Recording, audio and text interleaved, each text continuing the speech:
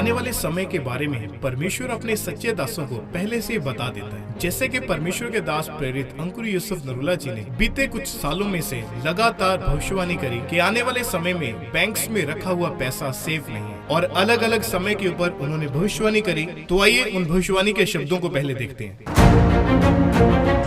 बैंकों ਦੇ ਵਿੱਚ ਆਉਣ ਵਾਲੇ ਟਾਈਮ 'ਚ ਪੈਸਾ ਰੱਖਣਾ ਸੇਫ ਨਹੀਂ ਹੋਏਗਾ। ਕਿਸੇ ਨੇ ਸੋਚਿਆ ਨਹੀਂ ਹੋਗਾ ਕਿ ਐਦਾਂ ਦਾ ਮੈਸੇਜ ਵੀ ਚਰਚ ਦੇ ਸਕਦੀ ਹੈ ਕਿ ਆਉਣ ਵਾਲੇ ਟਾਈਮ 'ਚ ਕਰੰਸੀ ਫੇਲ ਹੋਣ ਵਾਲੀ ਹੈ, ਔਰ ਉਹ ਲੋਕਾਂ ਨੂੰ ਝਟਕਾ ਲੱਗਣਾ ਜਿਨ੍ਹਾਂ ਦੇ ਸਾਰੇ ਪੈਸੇ ਬੈਂਕ ਦੇ ਵਿੱਚ ਨੇ। ਤੇ ਇੱਕ ਦਿਨ ਬੈਂਕ ਨੇ ਕਹਿਣਾ ਭਾਜੀ ਛੱਡੋ ਪਿਛਲਾ ਸਾਡਾ ਵੀ ਜ਼ੀਰੋ ਹੋ ਗਿਆ, ਤੁਹਾਡਾ ਵੀ ਜ਼ੀਰੋ ਹੈ।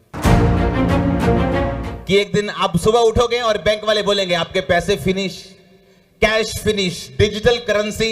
एक दिन इंटरनेट खुलेगा और पता लगेगा कि जो हमने डिजिटल करेंसी खरीदी थी उसका तो नामो निशान भी आज इंटरनेट पे नहीं है। जो मैं आपको प्रोफेटिक वर्ड दे रहा हूं, अभी सालों से, जब वॉर क्या, अभी तब तो लोग झूम रहे थे मजे में। कोविड से पहले की बातें हैं, ये याद है कि नहीं याद है?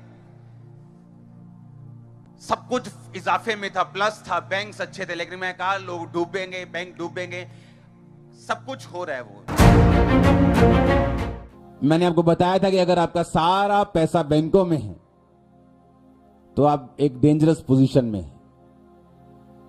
आपके पास लैंड होनी चाहिए, जमीन होनी चाहिए, सोना होना चाहिए, चांदी होनी चाहिए, पशु होने चाहिए, घर होने चाहिए।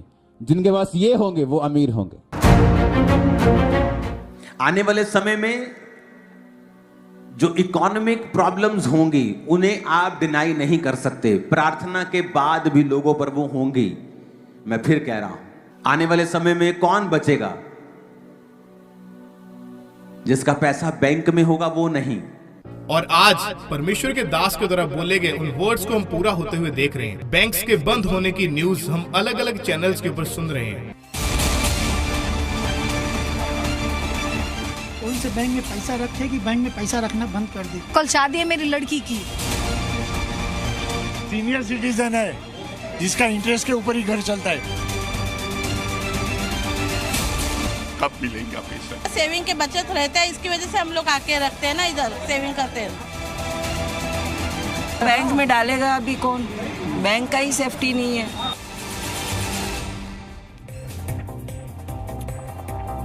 जब ये शब्द बैंक आप सुनते हैं तो पहला ख्याल क्या आता है? पहला ख्याल आता है भरोसा। और आम आदमी के भरोसे पर पूरा बैंकिंग सिस्टम चलता है। पैसा घर से चोरी ना हो, पैसा सुरक्षित रहे, इसलिए भरोसा किया जाता है बैंक पर। आपको पता तक नहीं चलता कि आपका वही बैंक, आपके उसी बैंक में बेईमानी होती है। और जब पता चलता है और आपको बताया जाता है कि बैंक में जमा सारा पैसा फ्रीज हो चुका है, सारा पैसा रोक दिया गया, एक नया पैसा जो अपने खाते में आपने जमा किया उसमें से आप एक नया पैसा निकाल नहीं सकते।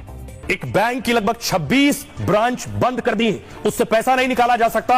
उसके बाद की तस्वीर देखिए, अगली तस्वीर। बैंक के बाहर ग्राहकों की भीड़ लग गई, जमघट लग गया। सैकड़ों हजारों ग्राहक पहुंच गए बैंक के बाहर लाइन लगाकर। ये आप देख रहे हैं, लोगों की भारी भीड़ आपको नजर आ रही है चारों तरफ। ताला लगा है, बैंक के बगल में एटीएम है जो सर्विस में नहीं है, उसमें कैश ही नहीं बचा है। देखिए जरा, बैंक पर बैन और लाखों लोग बेचैन हैं। क्या कहना चाह रहे हैं लोग बैंक पहुंच रहे हैं, दौड़े दौड़े बैंक पहुंचे, लेकिन बैंक का शटर बंद, ATM out of service. RBI के फैसले से हजारों लोग बेहद परेशान हैं। एक बैंक पर बैन लगा तो हजारों की मेहनत की कमाई अटक गई है।